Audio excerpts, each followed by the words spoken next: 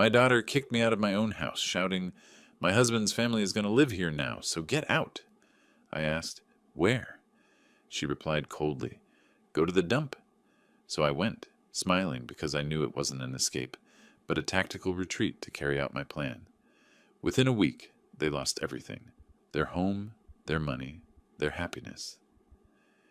Before we continue, please subscribe to the channel and let us know where you're listening in the comments. The phone rang just as I finished washing my lunch dishes. The shrill tone cut through the afternoon silence of my empty house, making me jump slightly. My hands were still damp when I reached for it, recognizing Charlotte's number on the screen. My heart lifted. She hadn't called in 2 months. Dad? Her voice sounded different somehow, sweeter than usual. I hope I'm not interrupting anything important. "Charlotte, honey," I couldn't hide my excitement. "You're never interrupting. It's so good to hear your voice." She laughed, but it felt rehearsed. "I have a surprise for you. We're coming over tonight. Michael and I, along with his parents. We want to have a conversation with you." I set down the dish towel, my engineer's mind automatically calculating. "Tonight? That's wonderful. I haven't seen you in so long. Should I make dinner? I could pick up that wine you like, the Pinot Noir from that little vineyard we visited." "Don't worry about food, Dad." Her tone became firmer. "Just be ready for us around 7. "This is important." Something in her voice made me pause, but my loneliness overrode my caution. "Of course, sweetheart. I'll make sure everything's perfect. Will you be staying the night? I can prepare the guest rooms." "We'll see how the evening goes." She cut me off gently. "I have to run now, but we'll see you at 7 sharp, okay?" The line went dead before I could ask more questions. I stood holding the phone, replaying her words. A surprise. A conversation. The phrase felt oddly formal, but maybe she was finally ready to bridge the gap that had grown between us since her mother died. Maybe this was the reconciliation I'd been hoping for. I glanced at my watch. 2:45 p.m. 4 hours to prepare. The house suddenly felt alive with possibility. I walked through each room with renewed purpose, seeing it through Charlotte's eyes. The living room needed vacuuming. The bathroom required fresh towels. I moved with the systematic precision that had served me well through 40 years of engineering projects. First, I drove to the grocery store on Cedar Avenue. The March air was crisp, promising spring but still holding winter's edge. I selected a bouquet of yellow daffodils, Charlotte's favorite since childhood, and added a bottle of the Pinot Noir she'd mentioned loving last Christmas. In the bakery section, I found individual chocolate tarts, the kind she used to beg for during our weekend trips to Powell's Books. Back home, I arranged the flowers in my wife's crystal vase, the one Charlotte had always admired. The afternoon light streaming through the kitchen window made them glow like small suns. I set the dining room table with our good china, the set we'd bought for special occasions that had become too rare. While wiping down the counters, I found myself humming, something I hadn't done in months. The house felt different, expectant. I pulled out old photo albums, thinking we might look through them together. There was Charlotte at 5, gap-toothed and grinning in her yellow dress. Charlotte at 16, rolling her eyes at my camera but smiling despite herself. Charlotte on her wedding day, radiant in white silk. I paused at that last photo. Michael stood beside her, handsome in his rented tuxedo, but something about his smile had always seemed hollow to me. His parents flanked them. Robert, with his practiced businessman's grin, Margaret with her perpetual look of mild disapproval. They'd never quite accepted me, the simple engineer who'd worked his way up from nothing. But tonight would be different. Tonight we were family coming together. I showered and put on my best casual shirt. The blue one Charlotte said brought out my eyes. In the mirror I saw a man trying to look younger than his 62 years, hope making his face brighter. My gray hair was neatly combed, my expression optimistic. At 6:30 I did a final walkthrough. The house smelled of lemon cleaner and fresh flowers. The wine was breathing on the sideboard. The chocolate tarts waited on bone china plates. Everything was ready for whatever surprise my daughter had planned. I settled into my favorite chair by the window, watching for headlights on Maple Street.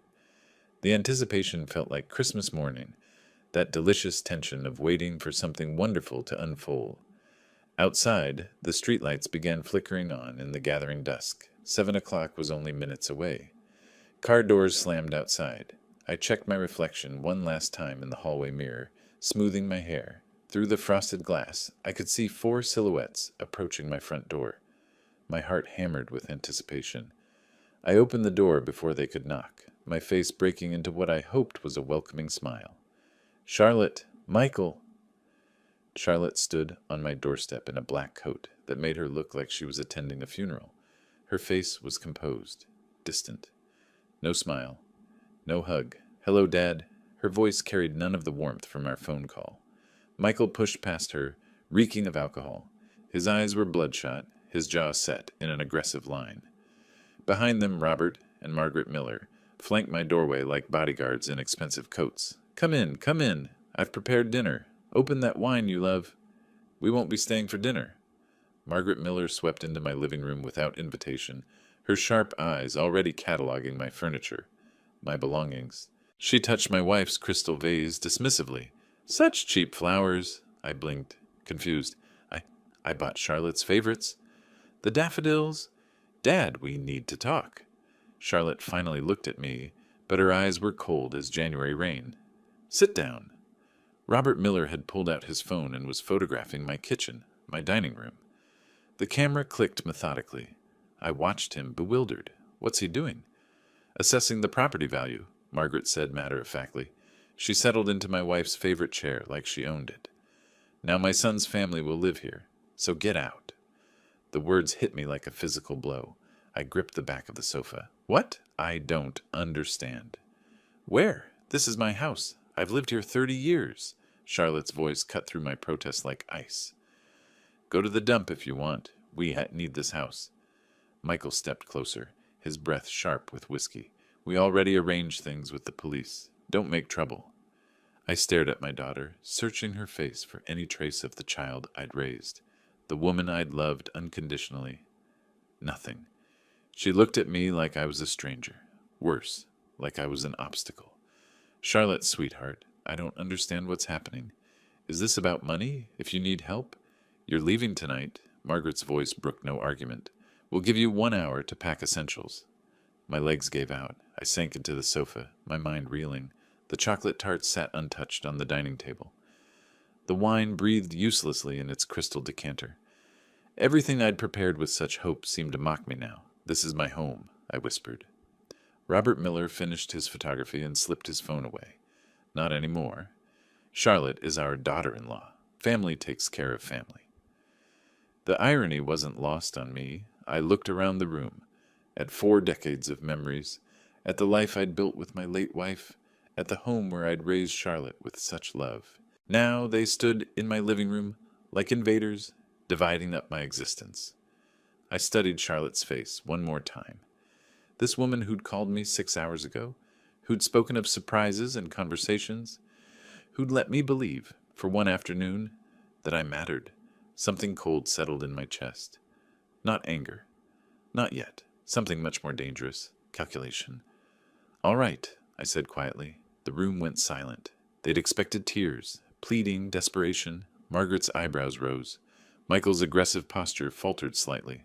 I stood up, walked to the closet, and pulled out my old leather briefcase. "I'll pack some things." The silence stretched between us like a taut wire. They'd expected tears, begging, maybe rage. Instead, I moved to my bedroom with the methodical precision that had served me through 40 years of engineering projects. I pulled my worn suitcase from the closet shelf. The leather was cracked, but the latches still worked perfectly. Everything had its purpose, its proper place. "All right, I'll go." My voice surprised them, calm, measured. "But remember, I've been an engineer my whole life. I know how to build things."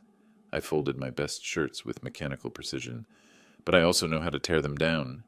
Charlotte shifted uncomfortably. "What do you mean by that?" I looked up from my packing, meeting her eyes for the first time since their arrival. "Nothing, daughter. Just wishing you happiness in your new home." From the living room, Margaret's voice carried sharp and victorious, finally showing some sense. I continued packing. Bank statements from the filing cabinet. Insurance papers. The deed to the house, though what good it would do me now, I couldn't say. Behind them, my engineering certifications and professional references, 40 years of careful documentation. Charlotte lingered in the doorway, watching me work. Perhaps some small part of her felt guilt. But when Michael called her name from the kitchen, she turned away. I packed Helen's photograph last, the one from our anniversary dinner 3 years ago. Her smile radiated warmth that seemed impossible in this cold house full of strangers who shared my blood. 20 minutes. That's all it took to pack a lifetime. I wheeled the suitcase through the living room where my family, former family, watched me like vultures observing dying prey. Robert had resumed photographing, now focusing on the more expensive pieces. Margaret sat in Helen's chair, already arranging throw pillows differently. The utilities are in my name, I said quietly. You'll need to transfer them. We'll handle everything, Robert replied without looking up from his phone. I paused at the front door, studying the faces of people I'd loved, supported, sacrificed for. Charlotte avoided my gaze. Michael swayed slightly, reaching for the wine I'd opened in celebration. Margaret examined my wife's crystal collection with calculating eyes. Well then, I adjusted my grip on the suitcase handle. I suppose this is goodbye. None of them responded. The evening air felt sharp against my face. March in Portland carried winter's last bite, but something about the cold cleared my thoughts. I loaded the suitcase into my Honda's trunk, the car Helen and I had bought together 5 years ago. Still reliable. Still serving its purpose. I drove through familiar neighborhoods that no longer felt like home. Past the elementary school where I'd dropped Charlotte off countless mornings, past the park where we'd celebrated her graduation, past the grocery store where I'd shopped for tonight's rejected dinner. The ATM glowed harsh white in the parking lot of a 24-hour convenience store. I inserted my card with steady fingers, checking my account balance, pension deposits, Social Security. Savings accumulated over decades of careful living. Not wealthy, but sufficient. More than they'd expected, probably. The Sunrise Inn sat along a commercial strip 15 minutes from my former neighborhood. Budget accommodations, but clean. The desk clerk, a young woman with tired eyes, processed my registration without curiosity. Cash payment for 3 nights. Room 237. The room smelled of industrial carpet cleaner and contained everything necessary for temporary survival. Single bed, small table, television, bathroom with thin towels and tiny soap bars. I sat on the bed's edge and opened my laptop. Time to solve a problem. Morning light filtered through the motel's thin curtains, harsh and unfamiliar. For a moment, I forgot where I was, then yesterday's betrayal. Crashed back like cold water. I opened my laptop and logged into my online banking. The numbers glowed steady on the screen. Pension deposits, Social Security, decades of careful savings, more than enough for what I needed to do. Then I accessed the joint account Charlotte and I had opened when she was 16. Her first checking account. With my name still listed as co-owner, she'd never removed me. Probably forgot it existed. The balance made me smile for the first time in 24 hours. 30 years I gave and gave and gave. I murmured to the empty room. Time to take back everything that belongs to me. I closed the laptop and showered in the motel's cramped bathroom. The hot water felt like clarity itself. No more confusion, no more hurt feelings. Just engineering precision applied to a very specific problem. By 9:30, I was standing in Techmart's fluorescent bright aisles. The young clerk with purple hair barely looked up from her phone. I need a prepaid phone, I told her. Something basic, and a cheap laptop for travel. She led me to the electronics wall, pointing out options with practiced boredom. I selected a simple flip phone and a basic laptop, both paid for in cash. No credit cards, no digital trail, linking back to Norman Ross. Setting up a home office? She asked, making conversation while ringing up the purchase. Remote work, I replied. Consulting. Close enough to the truth. The real estate office occupied a converted house on Division Street. Sarah Martinez, according to her nameplate, looked up from her computer with the bright smile of someone who lived on commission. How can I help you today? I need a modest apartment, 1 bedroom, month-to-month lease if possible. I settled into the chair across from her desk. I work online, so good internet is essential. Her fingers flew across the keyboard. Budget range?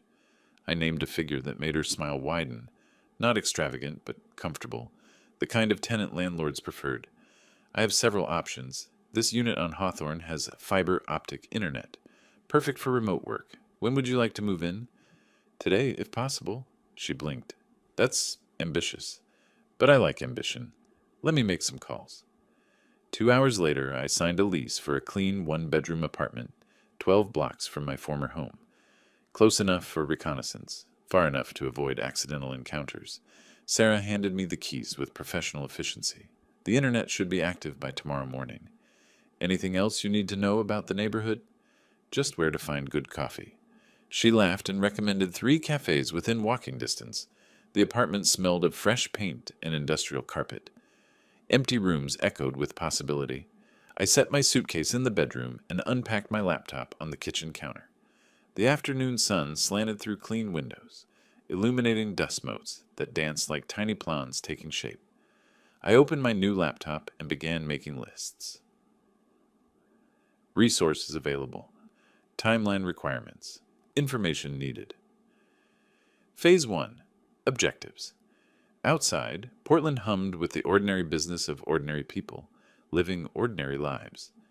Inside, I began building something extraordinary, something they would never see coming. I pulled out my phone, my old phone, and scrolled through Charlotte's contact information. Her work number, Michael's cell, the Miller family's home address, which was now my former address. So much information, so many vulnerabilities. I cracked my knuckles and started typing. Wednesday morning arrived with the methodical precision I'd always applied to complex engineering projects. My apartment had transformed overnight into something resembling a command center. 4 manila folders sat arranged on the kitchen table, each labeled with a name: Charlotte, Michael, Robert, Margaret. I opened my laptop and began filling in what I already knew. Charlotte's work address, her favorite lunch spots, her predictable routines. Michael's construction job site and his after-work patterns. The Miller parents' temporary address, my former address. But knowledge gaps remained. I needed specifics, vulnerabilities, pressure points. Thursday evening found me nursing a ginger ale at the Riverside Casino's bar. The bartender, a chatty woman named Linda with graying roots, kept the conversation flowing as naturally as the drinks she poured. "That guy Michael comes here often?" I asked, nodding toward the blackjack tables where my son-in-law sat hunched over his cards. "Oh, yeah." Linda's eyes followed my gaze. "Lost quite a bit here these past weeks. Says he'll pay up soon when he sells a house?" I sipped my ginger ale, watching Michael's increasingly desperate gestures as his chips disappeared. Sounds like he's confident about that sale. Hope so, for his sake. Linda lowered her voice conspiratorially. Some of these guys don't like waiting, if you know what I mean. Michael stumbled slightly, getting up from the table, his face flushed with alcohol and frustration. I photographed him from across the room with my new camera's zoom lens. Clear shots of his condition, his behavior, his companions. Evidence. Friday morning, I followed Michael to his construction site downtown. He worked for Henderson Development, a mid-sized company with offices in a glass building on 3rd Avenue. At 11:30, he emerged for what appeared to be an extended lunch break. He wasn't alone. The woman was perhaps 30, auburn-haired, wearing a tailored business suit that suggested she earned more than Michael ever would. They walked close together, his hand occasionally touching her back in a way that spoke of intimacy rather than friendship. I photographed them from across the street, their body language, her hand on his arm, the kiss she gave him before they parted ways at her car. More evidence. That afternoon, I visited the Multnomah County Clerk's office. Public records revealed the scope of Robert Miller's financial catastrophe with clinical precision. Failed investment in a restaurant chain. Tax liens totaling $43,000, a business license that had been suspended for non-payment of state fees. The Miller family wasn't just desperate, they were drowning. Back in my apartment that evening, I spread the photographs across my kitchen table alongside printed documents and handwritten notes. Michael's gambling debts and promises about house sale proceeds, his affair with someone who clearly had money to lose if exposed, Robert's tax troubles and suspended business license, Margaret's complete dependence on her husband's already compromised income.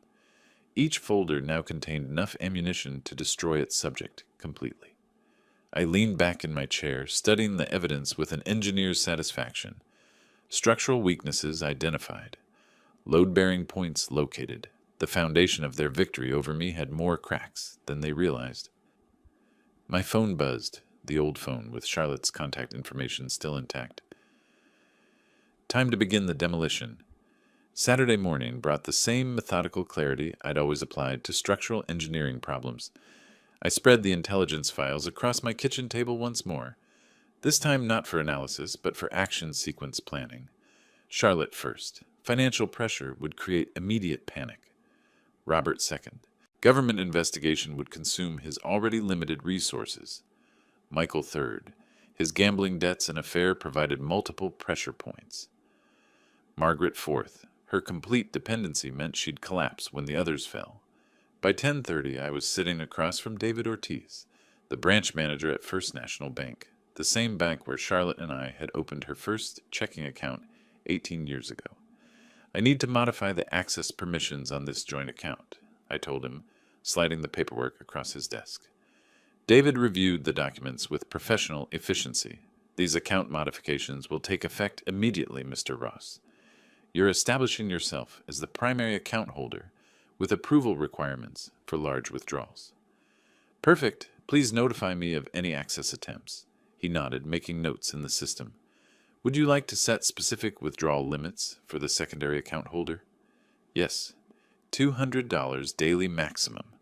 Anything larger requires my written approval. Charlotte would discover the restrictions the next time she tried to pay rent or buy groceries. The panic would be immediate, complete. After lunch, I found myself in the downtown office of James Parker, attorney at law. His diplomas covered one wall like certificates of competence, which I found reassuring. I invested $23,000 in improvements to that house over the past 5 years, I explained, showing him the receipts I'd carefully maintained. New roof, foundation work, kitchen renovation, all documented. James studied the paperwork with the thoroughness that justified his hourly rate. You have legal rights to this house, Mr. Ross. You've invested significant money in the purchase and improvements. Excellent, but first, I want them to understand their mistake themselves. He looked up from the documents, curiosity flickering in his professional expression. What do you mean? They took my house thinking I was helpless. I prefer they realize how wrong they were before I take legal action. That's an interesting approach, but your legal position is strong whenever you decide to proceed. Good. I'll be in touch when the timing is right.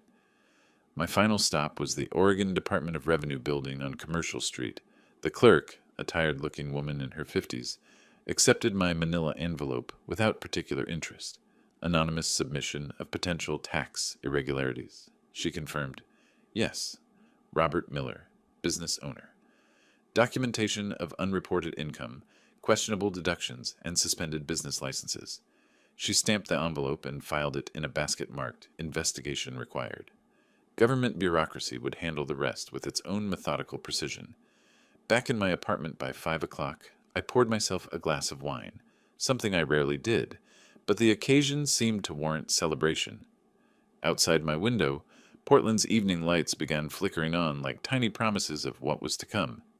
The first moves were in play. Charlotte would discover her financial restrictions within days. Robert's tax investigation would begin within weeks.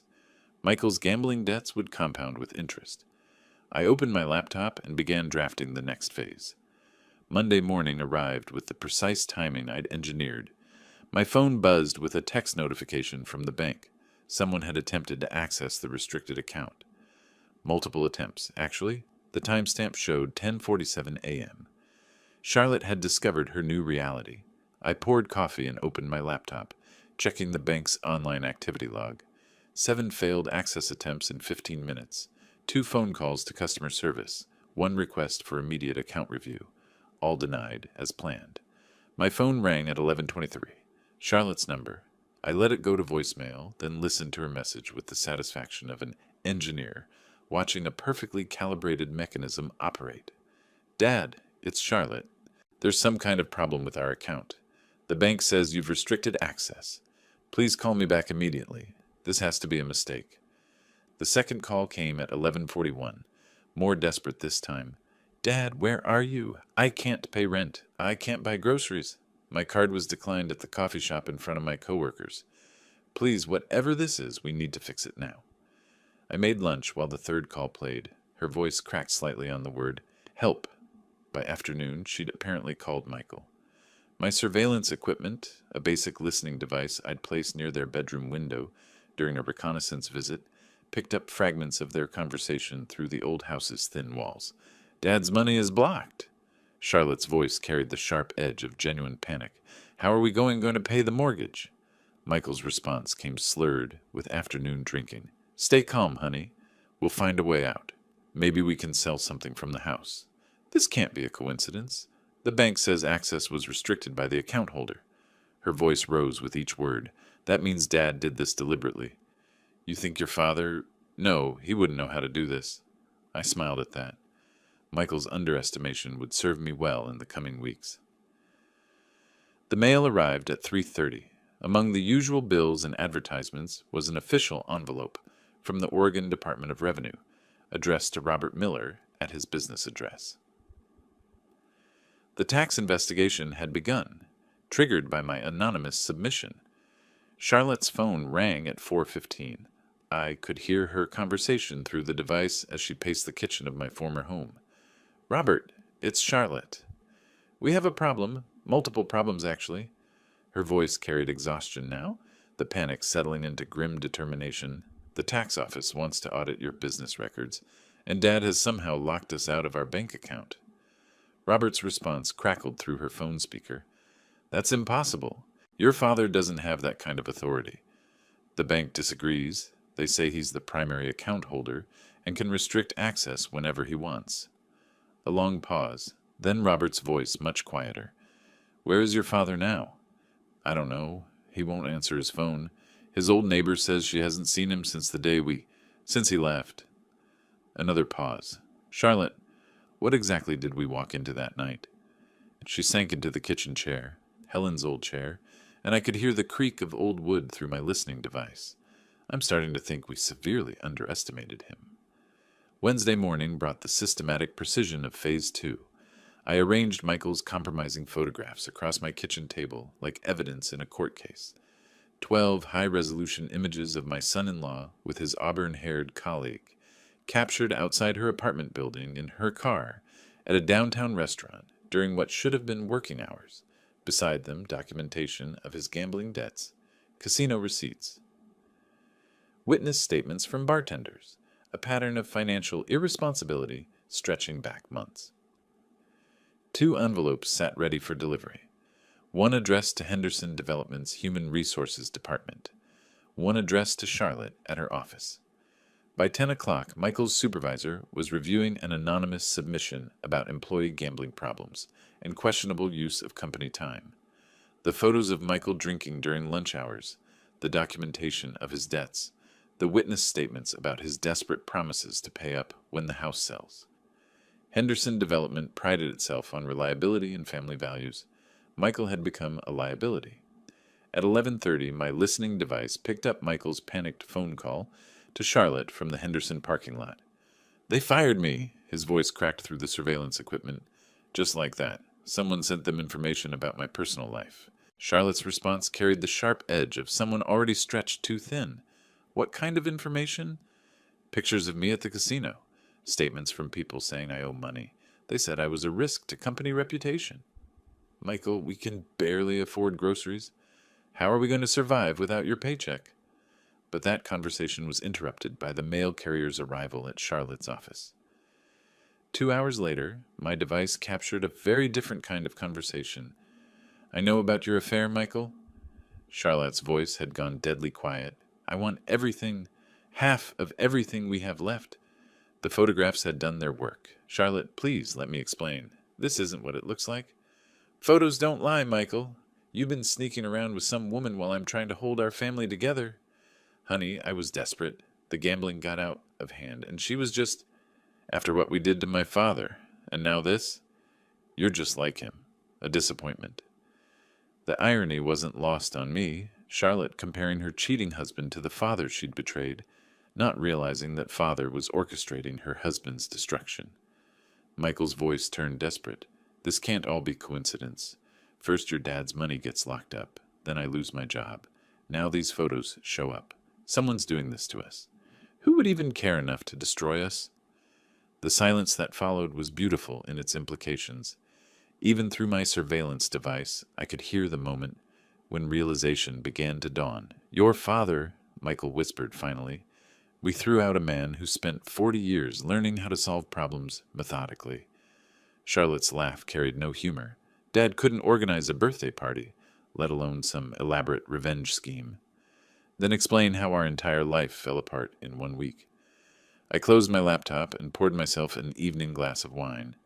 Michael was broken professionally and personally. Charlotte faced financial ruin and marital collapse simultaneously. Both were beginning to suspect the scope of their miscalculation. Tomorrow, I would begin Phase 3.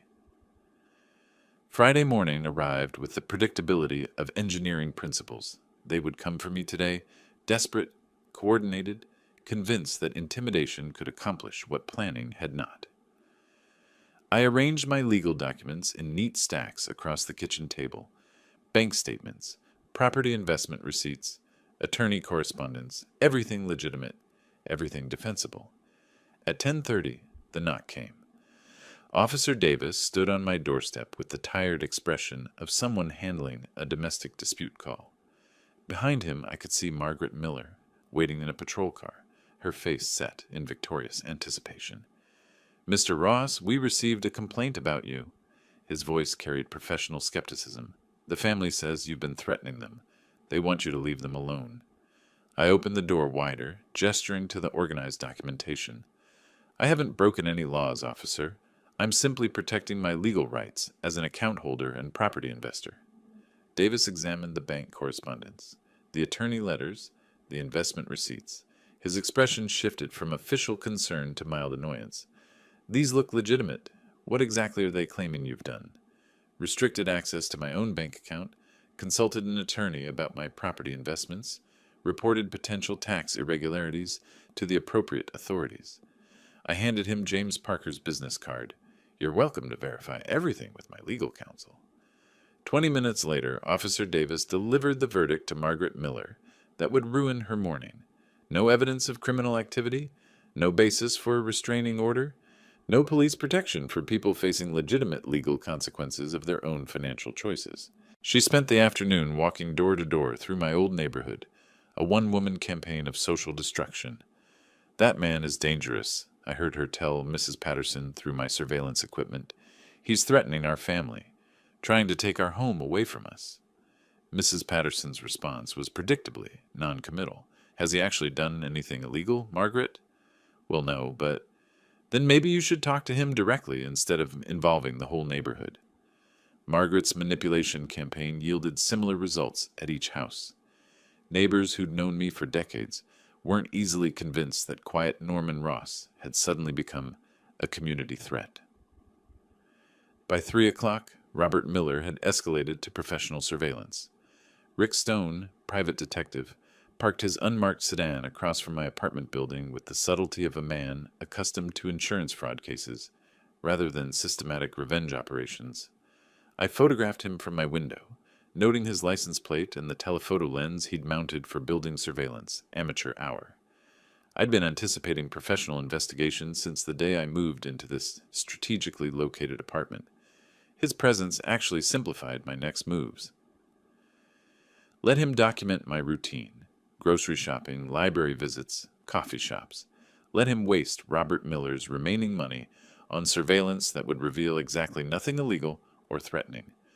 My phone buzzed with a text from James Parker. Family attempted to file harassment complaint. Dismissed due to lack of evidence. All your activities remain within legal boundaries.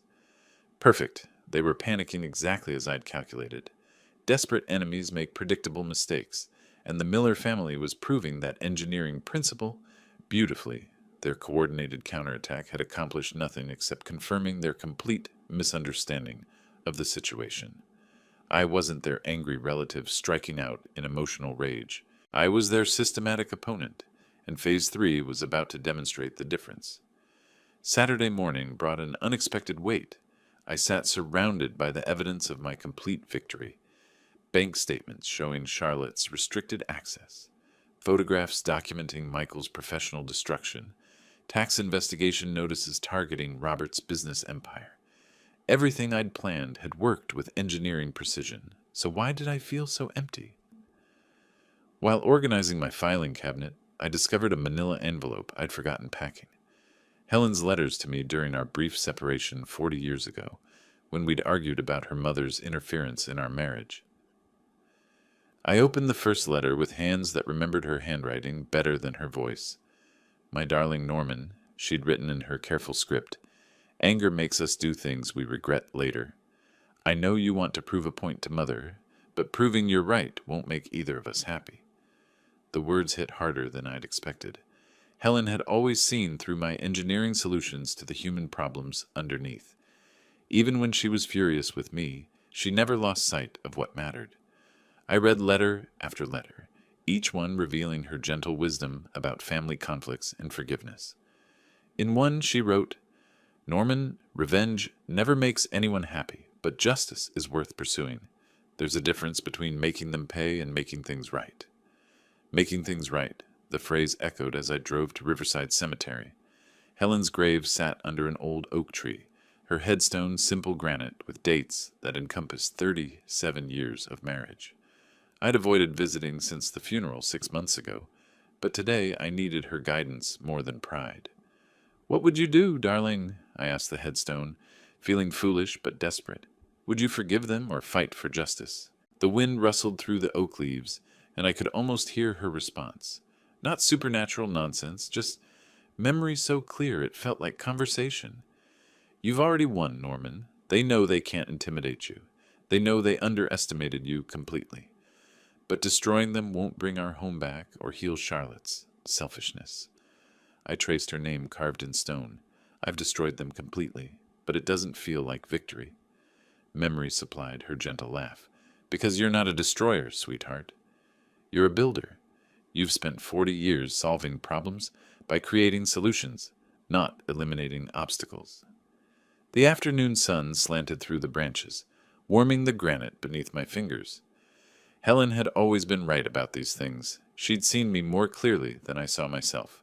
The difference between my engineering mind and my father's heart. There's a difference between making them pay and making things right, I whispered, repeating her words from the letter. That evening, back in my apartment, I spread my legal documents across the kitchen table once more. But this time, I wasn't planning another systematic destruction. I was designing a different kind of solution, one that would restore justice without requiring vengeance. I opened my laptop and began typing a very different kind of document. A letter to James Parker about legitimate legal action for property recovery. Phase 3 would still demonstrate the difference between them and me, but it would demonstrate something Helen would be proud of. Monday morning arrived with the clarity Helen's guidance had provided. I arranged my documentation in 3 organized stacks: property investment records, financial evidence, and criminal documentation. Everything legitimate, everything systematic, everything legal. At 9:30, I sat across from Detective Sarah Johnson at the Portland Police Bureau. She reviewed my materials with the professional thoroughness of someone who'd seen plenty of family disputes turn criminal. Mr. Ross, you have sufficient evidence for criminal charges, she said, studying Robert Miller's tax documents. Financial fraud, tax evasion, potentially conspiracy to defraud you of property investments. I handed her the photographs of Michael's gambling activities. I want justice through proper legal channels, not personal revenge. Her eyebrows rose slightly. Most people in your situation would be screaming for blood. My wife taught me the difference between making people pay and making things right. Detective Johnson initiated the investigation immediately. By 11 o'clock, arrest warrants were issued for Robert Miller on tax evasion charges. The systematic approach that had served my private campaign now served legitimate justice perfectly. The emergency court hearing convened at 1 o'clock. Judge Williams, a no-nonsense woman in her 50s, reviewed my property investment documentation with professional efficiency. Mr. Ross invested $23,000 in improvements to this residence over 5 years, James Parker explained to the court. He has legal standing as a property co-owner. Judge Williams examined the receipts, the contractor invoices, the bank statements. The house is returned to the rightful owner. Defendants must vacate within 48 hours. The gavel's bang echoed like an engineering solution clicking perfectly into place. By 3 o'clock, the eviction notice was served. I watched from across the street as the sheriff's deputy handed the official court order to Margaret Miller. Her face went through the same progression of emotions I'd seen 2 weeks ago: shock, anger, desperate calculation. But this time, she faced the full weight of legitimate authority, not just one wronged engineer. Charlotte emerged from the house, my house, carrying a suitcase with the mechanical movements of someone in emotional shock. Michael followed, his face carrying the hollow expression of a man who'd lost everything through his own choices. They loaded their car in silence. No arguments, no threats, no desperate attempts at manipulation, just the quiet acceptance of people who'd finally encountered consequences they couldn't intimidate, bribe, or charm their way around.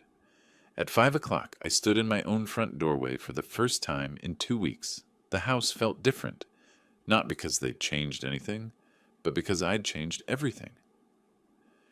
The afternoon light slanted through the kitchen window exactly as it had that first day when Charlotte called with her surprise. But now it illuminated justice, restored through proper channels, not revenge extracted through systematic destruction. I picked up Helen's crystal vase from the dining room table.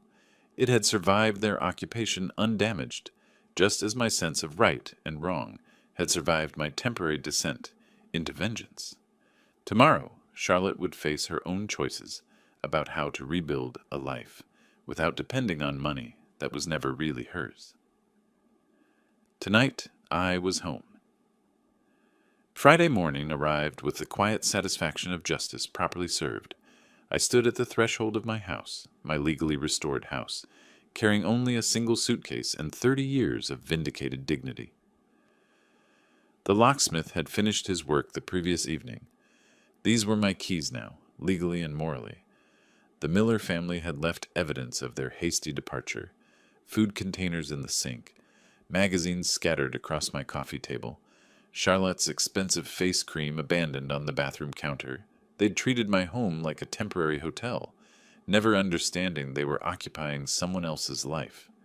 I spent the morning systematically erasing their presence, not out of anger, but with the methodical precision Helen would have recognized. Engineer's approach to restoration: assess damage, prioritize repairs, execute solution. The afternoon brought new locks, a security system, and fresh flowers for Helen's crystal vase. The house began remembering who it belonged to. At 3 o'clock, my phone rang. Charlotte's number. "Dad?" Her voice carried none of the entitled confidence I'd heard 3 weeks ago. "Can we talk?" I considered hanging up. Then I remembered Helen's lesson about the difference between justice and cruelty. "We're talking." I realize I was wrong.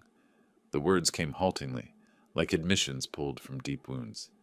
Everything's fallen apart. Michael's drinking again. The Millers blame me for Robert's arrest. I lost my job because I can't focus on anything. "I'm sorry to hear that, Charlotte." "Are you really?" The question caught me off guard with its naked honesty. Was I sorry, or was I simply satisfied that consequences had arrived exactly as engineered? "Yes," I realized. "I'm sorry. Sorry it came to this. Dad, forgive me. Please, I know I hurt you, but I'm still your daughter." The silence stretched between us like the 18 days since she'd last called me family. "Charlotte, forgiveness is one thing, but trust is entirely different. You made your choice when you threw me out of my own home. Now live with it. I can't survive without my money," I finished gently. "You survived 34 years learning to depend on me for everything. Now learn to depend on yourself." "Dad, please.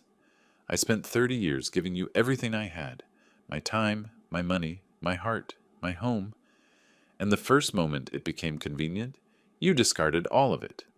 I paused, watching the afternoon light slant through my kitchen window.